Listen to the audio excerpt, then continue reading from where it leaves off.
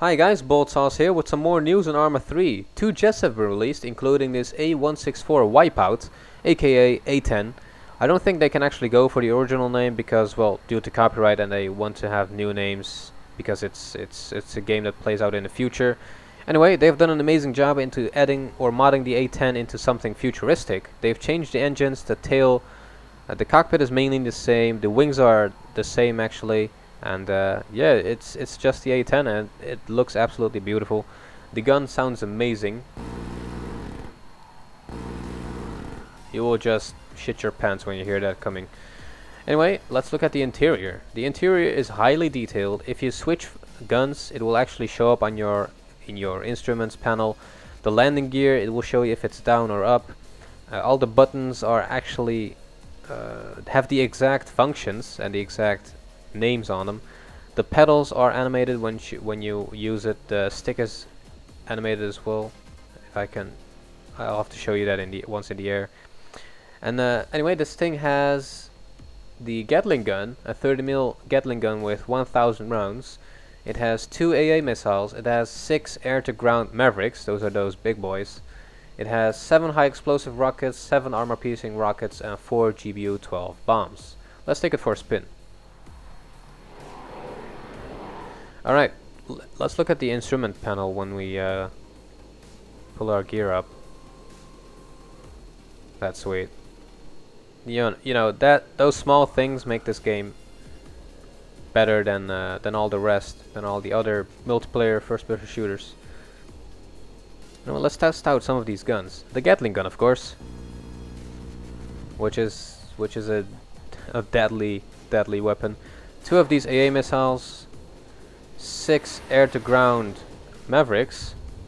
Those will just destroy anything. We have 7 high explosive rockets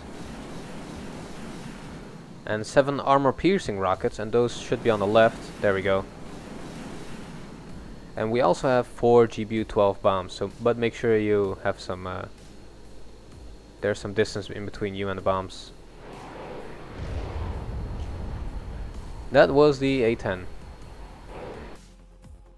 Next to the A-10 there's also a up-forward jet. This is the T0-199 Neuphron, and like the A-10 it has a highly detailed cockpit and highly detailed instruments, and when I switch through my guns it will show up at the bottom right corner right there in those instruments. The speed and altimeters, the left one is talking about the engine thrust, I believe, and yeah, that's about all I can actually understand. I'm not a pilot. Anyway, this thing has a 30mm cannon with 500 rounds, 2 AA missiles, 4 air-to-ground missiles, those Mavericks, 20 high explosive rockets, 20 armor-piercing rockets, and 2 bombs. Let's take this for a spin as well. Alright, let's test these guns out, people. Alright, that sounds like the a bit like the Buzzard actually. And these are the AA missiles. It's just the same as the A-10. 4 of these Mavericks. It's just beautiful. 20 of these high explosive rockets.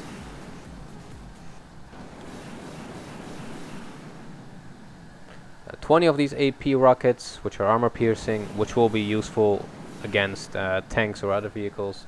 And 2 of these bombs. And I wonder how big these explosions are. Let's try it out. Wow, that's pretty big. Yeah, like I said, make sure there's some distance in between you and the explosion. Anyway, let's move on. Next to the new jets, there's also a new campaign pack coming out. It's called Win, and it's gonna take off where we left in Adapt, I believe, after the NATO invasion, and I think it's gonna be really cool, and I am actually looking forward into ending this chapter because Survival's good, Adapt was a bit less, and I hope they really do something else for Win to make it good, but we'll just have to wait and see. If you want to wait and see as well with us, just make sure you subscribe, and yeah, I'll see you guys in the next one.